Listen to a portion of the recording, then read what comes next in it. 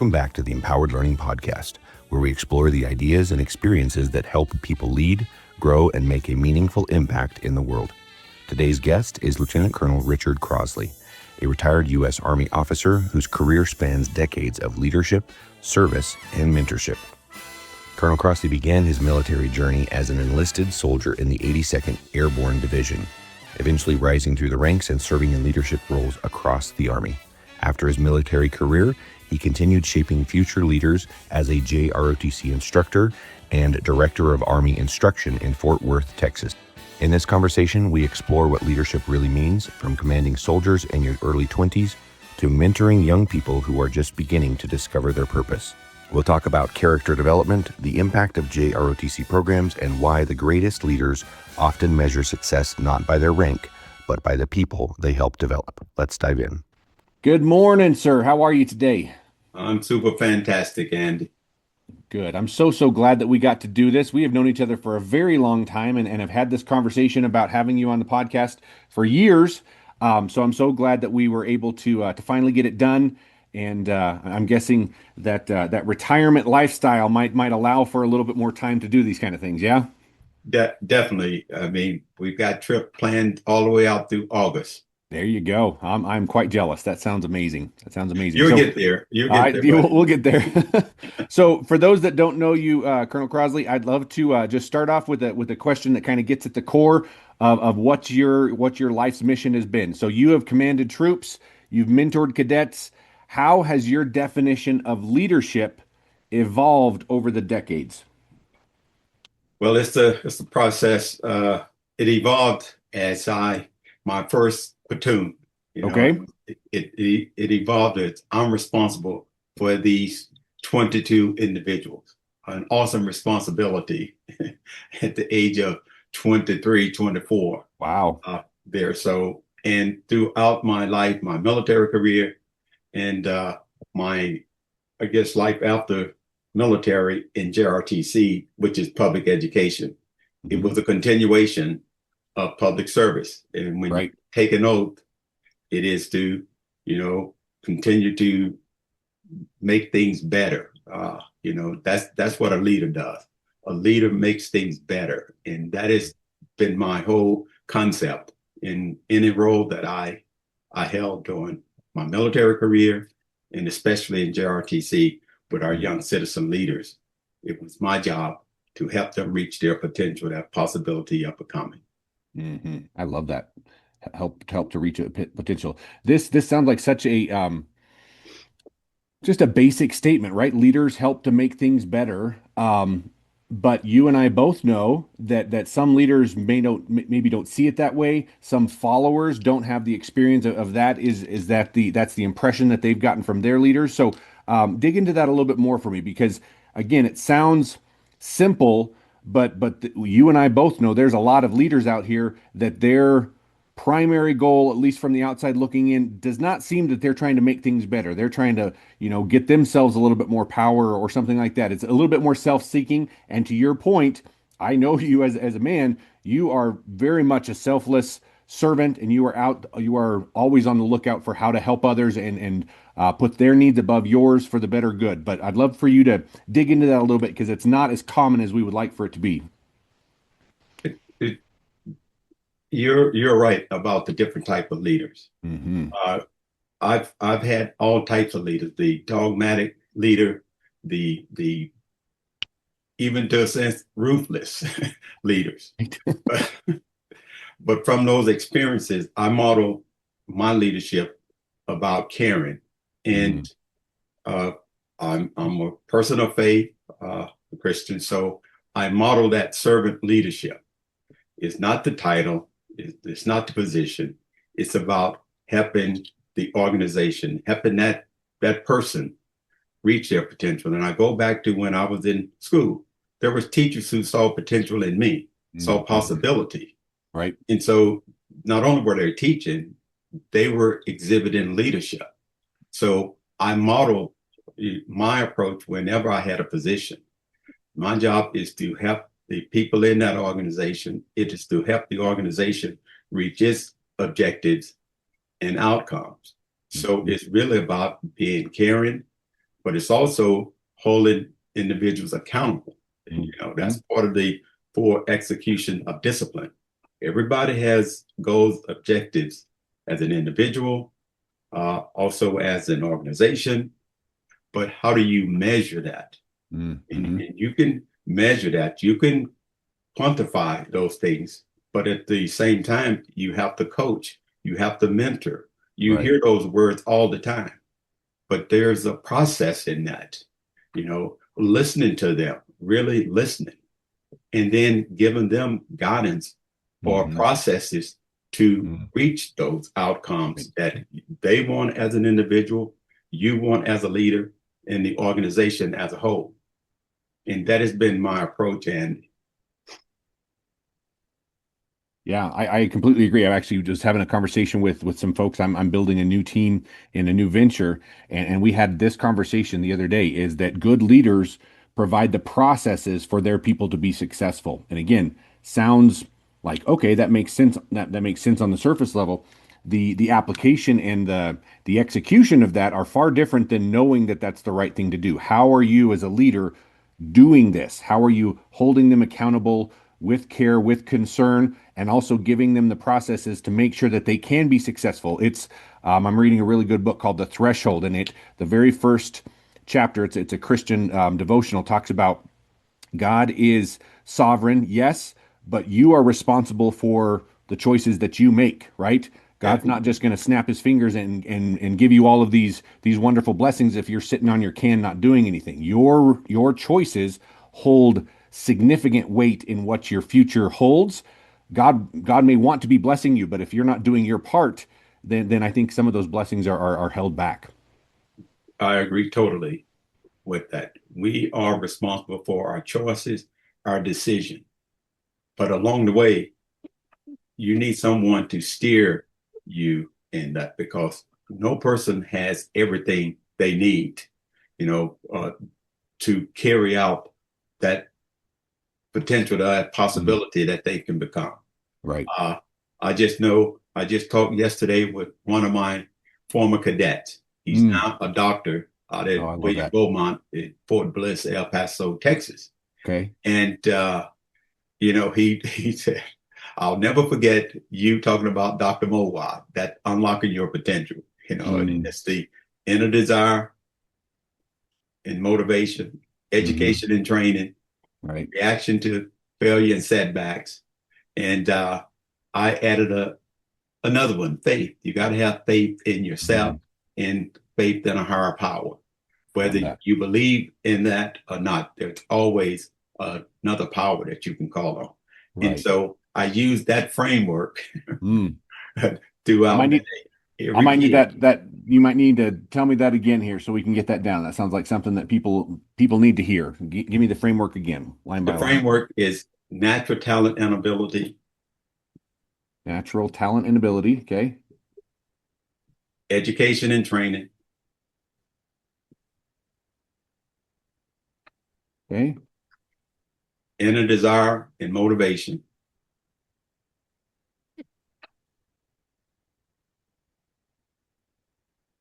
Okay. Reaction to failure and setback. Setback and what? Setback and failure? And the last one is faith. I mean, whether you believe in a higher power or you believe in a tree or a rock, there's always some other source that you would call on to help you reach your potential. So that's a framework I've used in not just myself, but with cadets over and over, because each one of us is as different as snowflakes. Yeah, and true. As an educator, you're looking at those 22, 24 students there. They're all different in how they learn and their potential and possibilities within that. And an educator role is to help them reach that based upon those natural talents and ability. And again, that inner desire, we've all seen it. Talented individuals, but they don't have the drive that you see someone else. Just like a story I was reading about Thomas Edison. The teacher sent a note to his mom. Well, you know, he is, should not come back to this school, he's an idiot. So she homeschooled him, and look Wow. what he became. Yeah. So those are the stories that inspire me. Mm. And I look at a student and put that effort into them based upon their intellectual ability and their desires. Right, right. I love that. I love that. I knew that we were going to have a fun conversation just because you and I have had so many conversations throughout the year. So would love to just give you some questions to ponder on and get your perspective on this. So speaking of mindset, character, discipline, many people talk about discipline, but you've lived it, right? For your entire career, your entire life.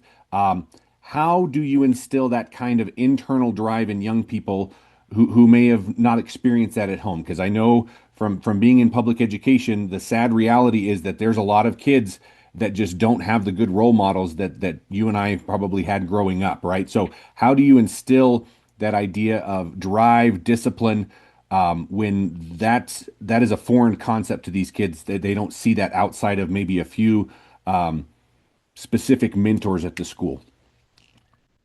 Well, I'll talk about the drive first. That drive is the inner desire and motivation. And it's the leader, it's the instructor, it's the teachers a role to ignite that passion, just like you use a match. There you go. Yeah. To light a flame. So that's the first thing. I'll look at what are the interests of that individual. It could be, the type music they listen to, or the type art they look at. You got to find something to connect, to establish that relationship, to ignite that drive in that individual. And on the discipline part, there's a two dimensions or components of discipline. Okay. The first part of it is training. A discipline unit is a trained unit. And I learned that in my military experience. But in the general sense, most people look at discipline as punishment. That student needs to be disciplined. So those two dimensions of discipline. But the first part and the important component to me is to train that individual. These are the steps, these are the processes that you have to do to accomplish the task or the mission. That goes back into the leadership part. And now, having been told what is the thing to do, provided the resources and the training, and then it didn't happen. Now that other part of it is that of discipline, there should be some consequences, which could be punishment, or it could be retraining in that process. So that is the continuum that I use with an individual or with the unit or with the team. Right. I'm sure you're a very learned man. You can see all of the books in the background there. I love reading. I know you do. You are an author, correct? Have you written a book, or are you writing a book? I'm writing a book. It should be on Amazon in April. There we go. There we go. A little plug there for you. So stay tuned to that. But I wanted to get your take on the root of the word discipline, because to your point, a lot of people jump to the punishment aspect of this and skip over the training. As a man of faith, we know that Jesus had 12 disciples. Disciples, yes. Disciples, right? It was not 12 people that he punished all the time. It was 12 people that he trained and showed the right way. He set them up for success, right? Right. Yes, definitely. That's an excellent point. It is. Disciples. Excellent. Very good. That's good stuff. Very, very good stuff. Back to your service in Fort Worth ISD. That's just a recent development. You've been there for a very long time, and you just recently retired. So congrats on that, and for leaving just an amazing legacy with the cadets. It always warms my heart as a teacher, fellow teacher, when you hear of former teachers connecting with their kids 10, 15, 20, 30 years down the road, and there's still that bond, still that connection. For anybody that's not been in the classroom, you don't know how special that is. And that's one of those things. I get choked up just thinking about it. In the moment, right? When you're just doing your best to train, to discipline them. Sometimes it's the punishment, sometimes it's the training. And sometimes you don't feel like you're getting through to those knuckleheads, but 10, 15, 20 years down the road, when they come back and say, "Oh, sir, you were such an inspiration, you inspired me, you motivated me," there's nothing better. Would you agree That's with it. that? I agree wholeheartedly. That is, it's priceless. Hmm. And, from the cadets even to former cohorts in the military. My regiment, we meet every year somewhere in the United States with a Hmm. reunion back when we were young, when I we were love it. soldiers. And you go right back to those lifelong friendships, Yeah. relationships. Yeah. They're just priceless. And Yeah. with cadets, I get notification on Facebook. I see them. I would walk into classrooms, and who's the teacher? One of my former cadets. That's And the it's best. like, what a reward. Yes. It's priceless. I love it. I love it. So again, for those that don't know, Colonel Crossley had spent over 2 decades impacting cadets and instructors as the Director deputy of Army director. I know it Instruction. wasn't deputy. That wasn't right. Director of Army Instruction. I knew it was DAI, but Yeah, I got my acronym wrong there. Um, you and I know the impact of JRTC. Some of those that are watching this that follow you will know. For those that don't know, what do you believe is the most transformational aspect of JROTC for students today? Because unfortunately, through just a very small number of bad actors, sometimes people get the wrong impression of what the program is about. But again, you and I know the deep-seated and long-lasting positive effects of this program. So what do you believe is the most transformational aspect of JROTC? I will start first from the organization part of it, because when I was a senior Army instructor at Northside High School there in Mhm. Fort Worth, one of my principals wrote on my evaluation that JRTC was the catalyst, for the success of the school. Oh, And wow. I thought about that. Mm. But the program sets the tone, the environment, the expectation based upon the discipline of the cadets, their uniform, the standards that they hold. And that could be modeled by the rest of the students that are not in GRTC. Mm. So Hmm. it provides that uh, quality, because Hmm. it's hard to quantify that, but Sure. the principal recognized that, and I recognize that. Right. The second part of it, the citizenship and the leadership and the community service Mm. aspect, that is the development of a person that's going to be successful. And so that can carry on whether they go into the military, whether they go into education, business. Those lifelong skills, those executive function skills that they get that other students don't get. Being on Mhm. time, uh, being punctual, being respectful, courtesy. Okay, you can do the algebra, you can do the math, but those other skills are important to you as a citizen, as a leader, Right. as a person. So that's what they get out of being in JRTC as Mhm. an individual. Yeah. No, and I completely agree. And as someone that was not in the JRTC program or was not former military, I've been so blessed and fortunate for the last 15 years to just be, partners with JRTC, partners with our middle school program. So I'm running alongside all of these just amazing programs, amazing men and women that have served our country in the military, and now we're serving them in their schools. And again, it's an honor for me to just run alongside them and play a part in that. But something that I learned from the outside looking in, there is just this misconception that JRTC is a pipeline into the military. Sure, some of the kids do that. Some kids honestly need that structure, need that sense of belonging and all of the benefits that serving your country provides them. But that is not the purpose. And I know this from talking to thousands of JRTC instructors. Their goal is to develop better citizens, better leaders, better community impact, that kind of stuff. Whether students go into the military is not the point. It's just that sometimes happens because that is a very noble profession and kind of stuff. So would you like to, I guess, speak on that maybe misnomer that people think JRTC is kind of a funnel to the military? Any thoughts on that? You're correct in that. And there is the perception because they have the uniform Mm-hmm. that it's automatically that the kids are going into the military. Right. Yes.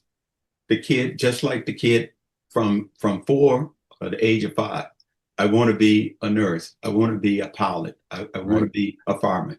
It's the same thing with I want to be a soldier. And so those kids join JROTC, but there's a lot of the kids who join JROTC for the leadership and the teams aspect of it.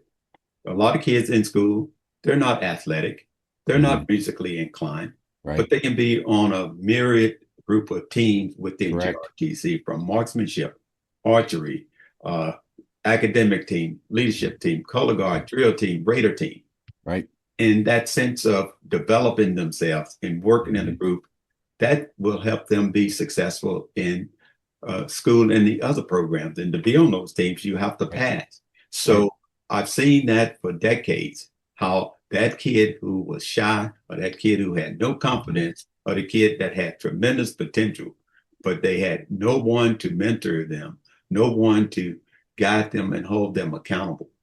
And that is what they get out of JROTC. And the principals out there that have JROTC programs, they see that and they value that. It's pretty much the ones who don't have a program in their school, on their campus, do not see the benefit of what JROTC brings to the entire campus. And I see it as another component. My personal opinion, we have a voluntary force, military force. And although the military provides for the uniforms and half of the pay, I think we have a citizen military. And so I see it reflected there in the education process, that there are those who are willing to take an oath and to serve our country, our nation. No one is forcing them to do that. So I think our campuses, this is my personal opinion, need to see that and be connected to that, because I think there is a gap, I think, between our military and our larger society. That's my personal view. Yeah, no, I agree. I agree. So no shortage of amazing stories and just impact that the program has made, that instructors make. I can't speak about that enough, just because I've seen it firsthand for many, many years. The difference that makes in students' lives. So shift back to you just a little bit. Colonel Crossley, you have been honored by community and veteran organizations across the board for many years. What drives you to your continued service beyond the classroom, right? I mean, you've served your country, you've served your students in your district there. But again, I know you. This is not something this is not a 9 to 5. This is your creed and your oath. This is something that you live out. So what drives that continued service beyond just the classroom, and what's required of you? That first, I'll start from the oath of commissioning that I took. Okay. When I graduated from University of Southern Mississippi, ROTC, back in long time ago, 1979, our professor of military science, Colonel Zawinski, gave each lieutenant a copy of The Meaning of Your Commission by S.L.A. Marshall, an Army historian, Brigadier General. And I read that through and through. And the thing that stuck out was that it is the duty of the service member to continue to serve his country once he has taken off the uniform. And I looked at that after retirement. So I was like, wow, I'm still in service because of that commission to my country. And so JROTC was a perfect fit for me to continue to serve my country, given that commission that I had. I love that. The other part is I got my degree, master's degree in public service from Western Kentucky University. The framework, it was the long story there, but I was majoring in public administration, but Desert Storm kicked off. And so off I was to the Arabian Desert Wow. But my university sent me corresponding courses that I could fill out That's awesome. between dodging Scud missiles Oh, goodness. back to Bowling Green, Kentucky. And so I got a master's degree in public service. That's And great. the last part of that is I've always had a desire to help others. And in my family, growing up in Mississippi, they would always share what they had. People would come Mhm. by, my parents would feed others and stuff. So it was that sense Mhm. of helping and sharing. And Mhm. so, and as I grew in my faith, it is like to serve and help others. And Mhm. that drives me. Yeah, I That's love that. I love that. Talk to me more about your family. I know that, again, since you and I have known each other for a long time, I know that you go on fun trips with Gail, but I don't know much about your kids. How is their just being a dad, being a husband, a grandfather, how has that influenced your work and education and leadership? How has that changed your, I guess, perspective on things? well, my kids, my my daughter had an ROTC scholarship at UT Arlington, but she backed out of that. I wanted Oh, her to be a soldier. You know, military right. is a family thing. You know, Sure. if Sure it you is. look at it, but she didn't want to do that. But I'm proud of her. She's one of the counselors at the University Health Center in Denton, Texas, I love that. helping those who have mental issues. I guess that's Mhm. a family deal. There you go. There you Uh, go. and my wife retired as a teacher, special ed teacher with autistic kids. So, Hmm. and my son is a manager at Target. You know, he's in Okay. retail, and Gotcha. so he wanted nothing to do with the military. Yeah. So, you know, he's got a degree in social studies, but he didn't want to be a teacher like his parents. So Gotcha. Yep. he's Yep. doing retail. So I love it. they're self-sufficient. I'm proud of them. There you go. I have to realize they have a skill set in their Correct. talents and they apply those. Right. And and my, you know, my brothers were in the military. Mm. All of them, one is a Marine. He's tougher than I am. I'm in the Army. So we are a family of service military. Hmm. So Right. that's I where love it that. evolved, and it started, you know, with my parents. You know, helping Hmm. the community. If we had extra items, Hmm. they would come by. My mom would give it to the neighbors. So, and it's just That's what awesome. that's just what we do. That's what we do. Have I love fun. it. I love it. That's very cool. It is interesting, and I'm my boys are one is just graduated and the other one is a junior. But just to hear you say, like in my mind, this is kind of the direction that I thought my kid was going to go. But obviously, they have their own thoughts and plans and this kind of stuff, and learning to be okay with that. And to your point, still being proud of them and knowing that you've set the foundation for them to be, productive, great citizens, and they're going to chart their own course. So I can deeply relate to that right there. I'm in the midst of that right now, but I appreciate the words of encouragement there. That's it. That's right. Just Uh, know that. And I'll tell you, my daughter had a full ride, and so we bought her a car. So the okay. second year, she backed out, and so I had to pay the money back to Cadet Command because I worked for Cadet Command Okay. in Gotcha. JROTC. Right. So she's always been one. She's tough.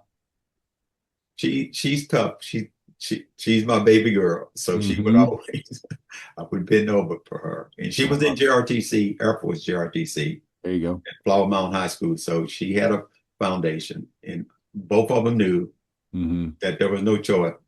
They were going to go to college. And Yeah. that was from my parents that Hmm. every one of us would graduate high school. Hmm. And five of us got uh, BS master Hmm. degrees That's out of awesome. the four. I come from a large family. I So, love but it. education was prominent. Right. And that's what helps get to that next level. So I agree. I agree with you. So kind of wrapping things up, I have some key questions I want to ask at the end, but I'd really love to, just because of where you're at in your journey along this thing, I'd love to ask some legacy questions here. So if you would allow me here. So looking back over your career from Fort Bragg all the way to Fort Worth, what is the legacy that you hope to have left behind? Well, that's a Give you a interesting minute to think question. about that one. Hmm.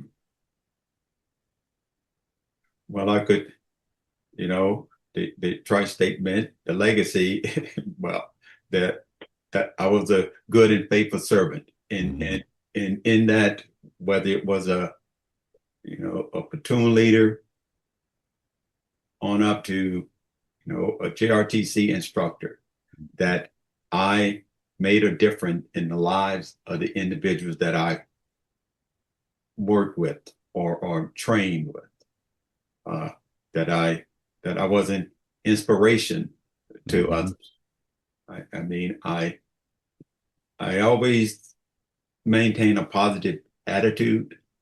That's uh, the thing. No matter how bad things are, it's like Colin Powell said. Sleep on it. It'll be better in the morning. And so I've held to that. That it's not as bad as you think it is. And you can look at that through history. Right. We always come to it. So my legacy is that I made a difference and made uh, units somewhat better Hmm. by my being there. Right. Now, I Right. don't know if that's self-centered, but I don't think it is, and I realize that it's easy for me to just lob this question over to you, and I know you are a humble person, and I'm sure your mind is just racing right now of how do I answer this question and not come across braggadocious or whatever. I assure you that you're not. Again, I know the character and the heart that you have, and I assure you that you have done all of this plus much much more. Just with the interactions I've seen with your instructors, with cadets, like you carry. You carry a lot of weight and a lot of impact wherever you've gone. So again, it's been an honor to know you, to get to work alongside you, to see you in action with all of your cadets and with all your instructors, because I know that you made a huge, huge difference. So from someone outside looking in, admirably, just thank you so much for all that you've done for all of the people that you've impacted, sir. well, thanks, Andy. You bet. You bet. Well, let's go ahead and wrap this up. I've got three key questions that I always like to ask my guests, just because everybody has such a different, unique perspective. So let's stay on track with that. I'm sure you have come across many leaders that you've admired, and I know that you've probably read a lot about leaders that you've admired. So who is somebody that you try to admire, or I'm sorry, someone that you try to emulate? Hmm. Well, there is several of them Mhm. le leaders. I would start back to, one leader that and is the military leader Okay. early in my career, uh, General Jack Brody Farris.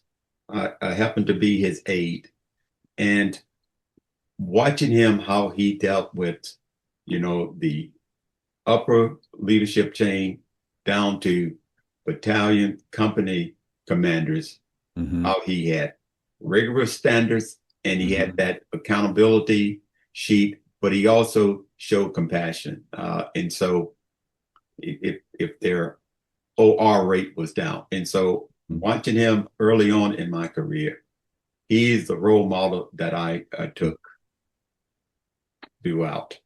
Uh, Another one of the role models was my dad, who, who, if you borrow something, you've seen that, give it back. If you tell someone you're going to do Hmm. something, do it.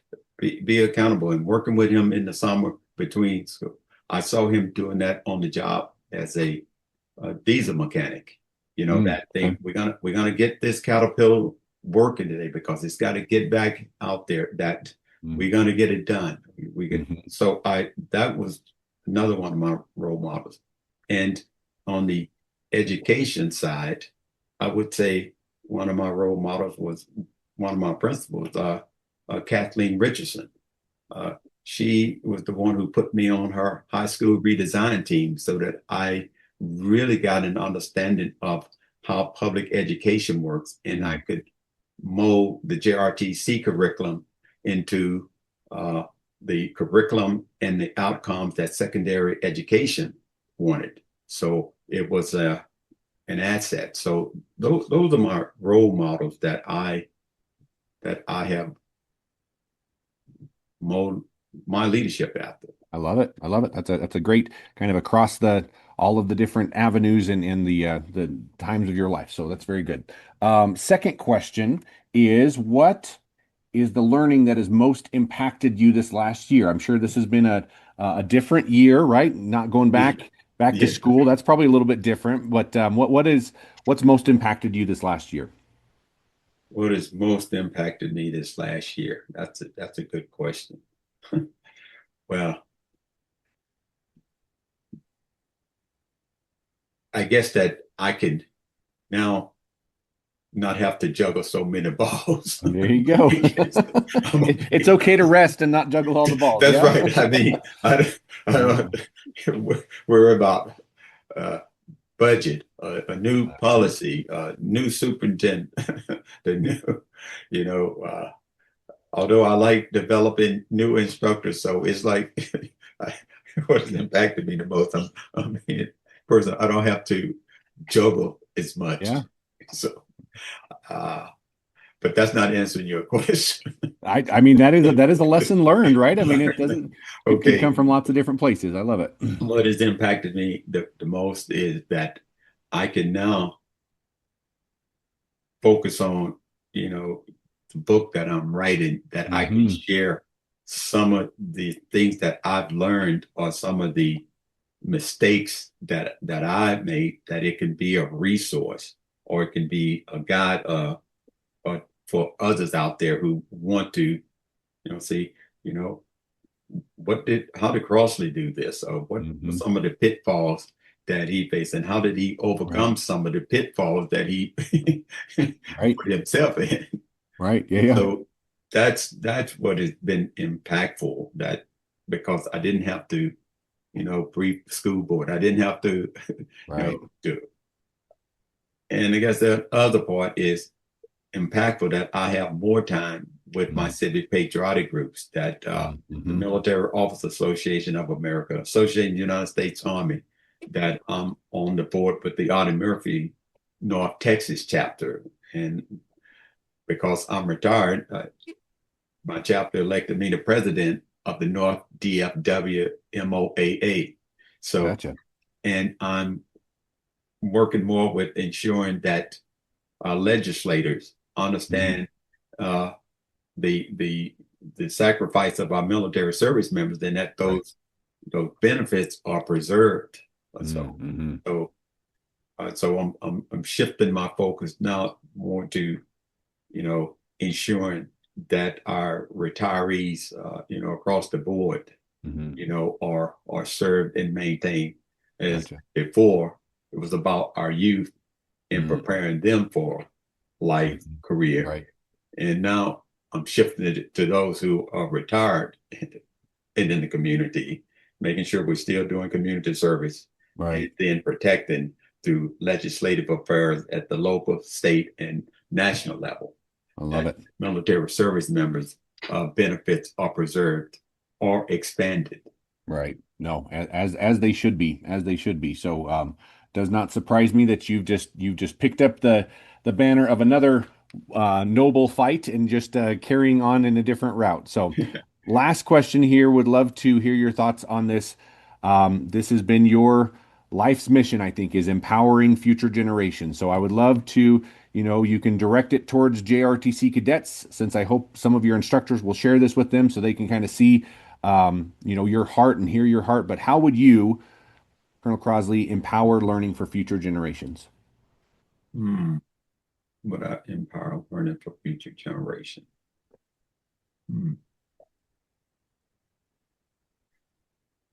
I would say I would empower learning for future generation by continuing what I've done, in the last, I'd say 25 years.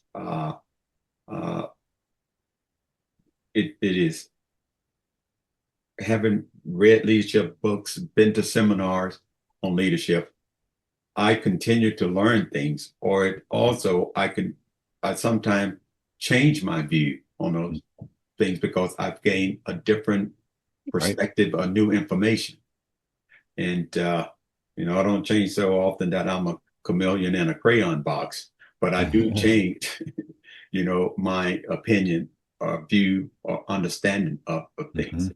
But to empower learning, I think we have to continue to change, continue to process.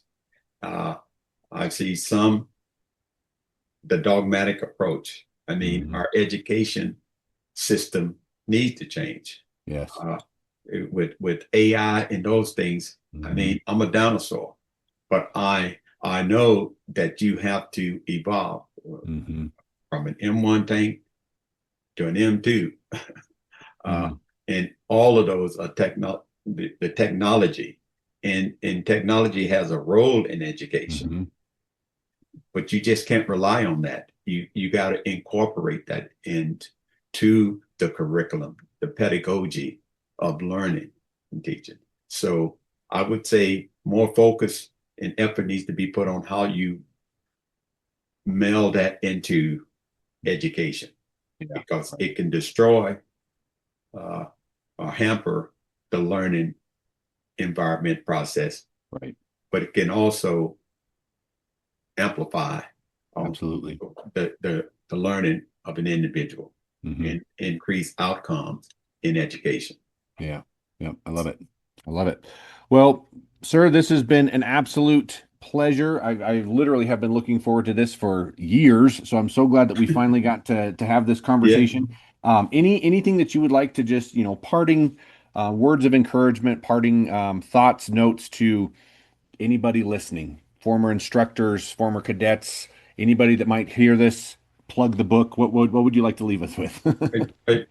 Well, off the top, I would say, for instructors, look back when you were a student in high school, but think about the teachers that you really respected or learned something from that teacher. Right.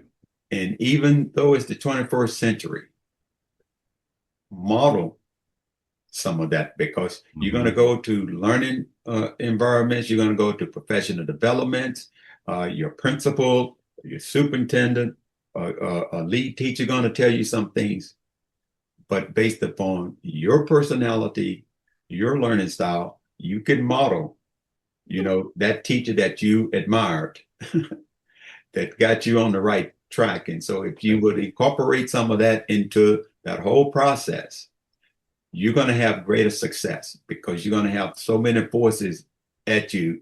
You got a teacher like this. You got the JROTC curriculum, which is, okay, you can instruct, but you're now in a learning, teaching environment.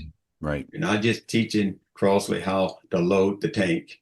You got to get Crossley how to think and how then apply that to learning. And you got to add the rigor into that. You got to have the relevancy. You got to have the relationships. You got to have the resources and the results. Those are the 5 R's that, hey, as you embark upon this thing called teaching, learning, education. One more time, your 5 R's: rigor, relationships. Rigor, relevance. Okay. Relationships. Okay. Resources, results. And they'll be in the book. There you go. I love it. Awesome. Colonel Crossley, thank you again so much, sir. It's been a pleasure. I look forward to continuing to work with you for many, many years. And thank you so much for your time today and sharing all of your wisdom with us today. Appreciate it, sir. Hey, great. I put on a clean shirt. You're looking good. You're looking good. All right. Thanks, guys. All right. See you next time. And thanks. Bye. Goodbye.